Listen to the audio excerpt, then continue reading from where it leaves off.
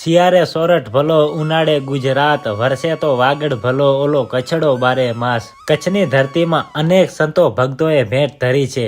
એવા કંથળનાથજી દાદાને આજે આપણે વંદન કરીએ કે પ્રેમાળ પ્રદેશમાં આવી કેટલીક શક્તિઓ છે, જીવનમાં કેટલીક ચડતી અને પડતી આવી છે। એના અનેક પ્રસંગો છે, કેટલા બધા પ્રસંગો છે।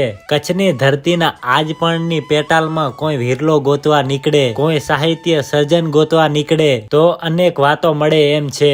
અસંખ્ય પ્રસંગ માનો એક પ્રસંગ દાદા કંથળનાથજીનો। કીત જોયો કીત ઉછર્યો કીત લડાયો લાડ, સર્જન ઇસ શરીર કા કહા પડેગા હાલ। માણસનો જન્મ ક્યાં થાય, પાછું એનું મૃત્યુ ક્યાં થાય એ કોને ખબર। આ જીવતર ક્યાં પૂરું થવાનું છે। કચ્છ સૌરાષ્ટ્રની ધરતીમાં અનેક મહાપુરુષો આવ્યા છે અને એને પૂછો, કોઈ બંગાળમાંથી આવે, કોઈ દક્ષિણમાંથી આવે તો કોઈ મધ્યપ્રદેશમાંથી આવે, અને એ સંતો એમ કહે છે, અમને કચ્છ સૌરાષ્ટ્રની ધરતીમાં જેવી શાંતિ મળી છે એવી અમને ક્યાંય નથી મળી। એવા એક યોગી રાજની આ વાત છે। અજાણ્યા મલકમાંથી એ મહાપુરુષ જે દિવસે ઘર છોડીને નીકળ્યા હશે, આપણે ત્યાં ઘણા સંતો આવીને રહ્યા છે અને જગતનું કલ્યાણ કર્યું છે। કચ્છની ધરતીનું વાગડ પ્રદેશ અને એમાં એક ડુંગર, અને એ ડુંગર ઉપર આકરા તપ કરે છે।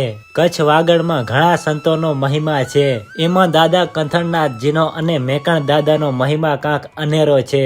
હરિ અનંત હરિકથા અનંતા, સંતોના ચરિત્ર અનંત હોય છે। કચ્છની કમણગારી ભૂમિમાં એક એવી જ્યોત આવી, દિવ્ય સંત કંથળનાથજી આજ પણ જાગતી જ્યોત બનીને પૂજાય છે।